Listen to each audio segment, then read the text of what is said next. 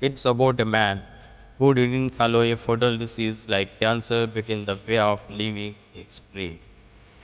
He started his career in international cricket in 2000 and in no time became the star of Indian cricket team.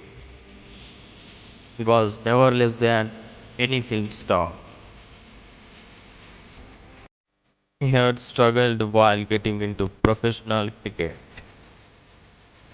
making his ODI debut in 2000 in a cricket match against India.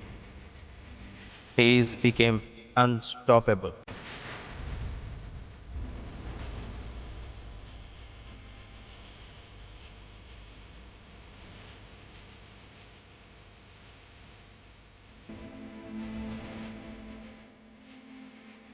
Yuvraj, son of Yuvraj Singh. Yuvraj's story is inspirational to today's youth. Cancer, one of the most common diseases in the world, right? Which was once considered as a deadly disease, whose name shakes the person from head to toe, but choose to battle it out. And happy birthday, Yuvraj Singh.